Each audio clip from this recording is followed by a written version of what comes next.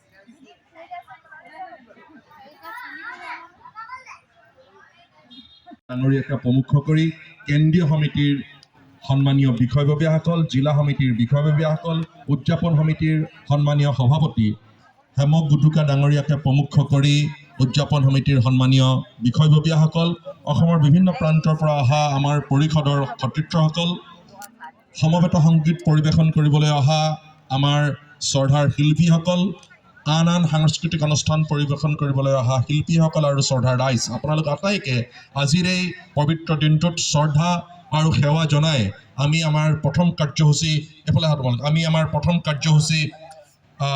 আৰম্ভ কৰিব খুজিছোঁ। আমি অসম জাতীয়তাবাদী যুৱ ছাত্ৰ পৰিষদৰ সন্মানীয় সভাপতি ৰাণা প্ৰতাপ বৰুৱা ডাঙৰীয়াক পতাকা উত্তোলন কৰিবৰ কাৰণে আহ্বান জনাইছোঁ আৰু পতাকা উত্তোলনৰ প্ৰাক্ষণত তেখেতক এখন ফুলাম গামোচাৰে সম্বৰ্ধনা জ্ঞাপন কৰিব আমাৰ অসম জাতীয়তাবাদী যুৱ ছাত্ৰ পৰিষদৰ জিলা সমিতিৰ সভাপতি তথা উদযাপন সমিতিৰ সম্পাদক জৰ্ণা মোহন ডাঙৰীয়াই। আমি তেখেতক সহযোগ কৰিবৰ কাৰণে আমাৰ উপদেষ্টা ৰঞ্জিত চাংমাই ডাঙৰীয়া আছে, সহকাৰী সাধাৰণ সম্পাদক দ্বয় আমাৰ ৰাতুল বৰগোহাঁই আৰু সৌৰভ দাস ডাঙৰীয়া আছে, আন আমাৰ কেন্দ্ৰীয় সমিতিৰ বিষয়ববীয়াসকল আছে।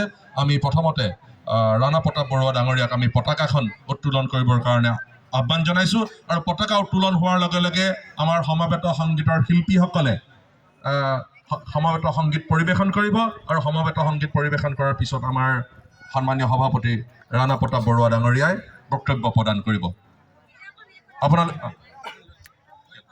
আপোনালোকে এই পতাকাখন উত্তোলন কৰাৰ লগে লগে আমাৰ যিটো সমবেত সংগীত, সেই সমবেত সংগীত পৰিৱেশন কৰিব।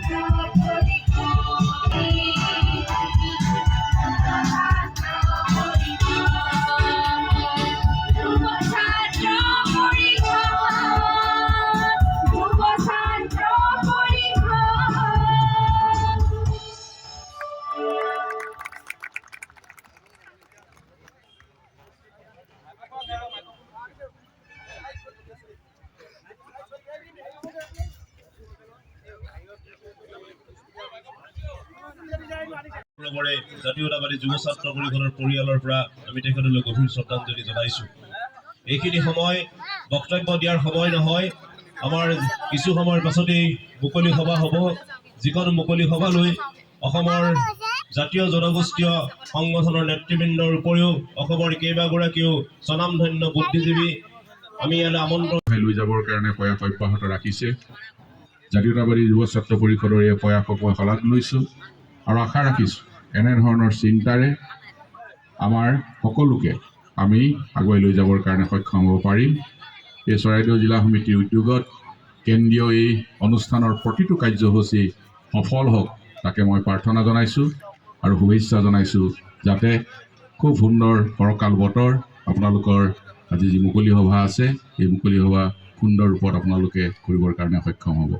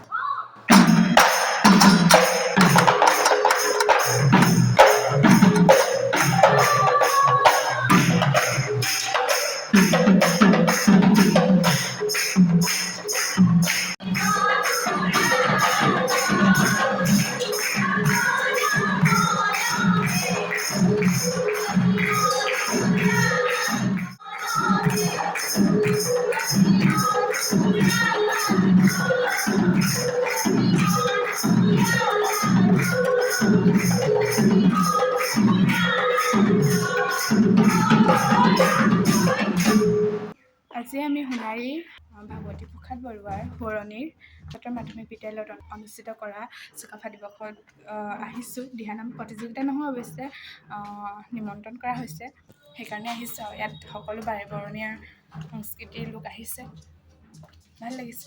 এতিয়া আমি মানে অলপ প্ৰেক্টিচ কৰি লৈছিলোঁ, কৰা নাই বহুত দিন, সেই আগতেই কৰা এতিয়া, সেইকাৰণে আজি অলপ প্ৰেক্টিচ কৰি ল'লোঁ। ডাইৰেক্ট ওলাইহে আহিছিলোঁ, আমি প্ৰেক্টিচ কৰা নাছিলোঁ, সেইকাৰণে ইয়াত অলপ প্ৰেক্টিচ কৰি ল'লোঁ। তো মিলিয়ে আছে, হ'ব। বাকী চাই থাকিব আপোনালোকে ভিডিঅ'বোৰ। তথাপিতো ৰাখে হে ৰাম ৰাম।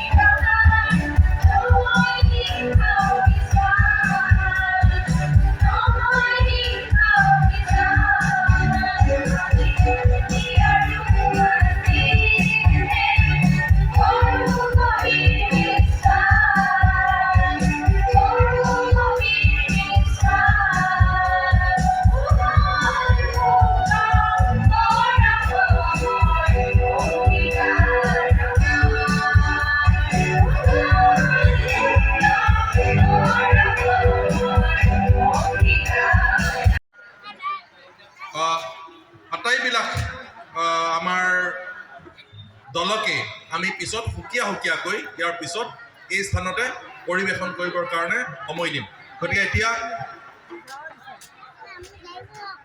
ঝুমুৰ দলটিক আমি সোমাই আহিবৰ কাৰণে আহ্বান জনাইছোঁ ঝুমুৰ দল এটি দেখিছোঁ তেওঁলোকে ইয়াত পৰিৱেশন কৰিব পাৰিব ঠাই আছে আপোনালোকে আহক সোমাই আহক আৰু আমাৰ কেইজনমান অতিথি আহিছে অতিথিসকলক আমি মঞ্চলৈ আগবঢ়াই অনাৰ যাৱতীয় ব্যৱস্থা গ্ৰহণ কৰিবৰ কাৰণে মই আমাৰ পৰিষদৰ বিষয়ববীয়াসকলক আহ্বান জনাইছোঁ তেনেহ'লে এতিয়া আমি আপোনালোকক আৰম্ভ কৰিবৰ কাৰণে আমি আহ্বান জনাইছোঁ ধন্যবাদ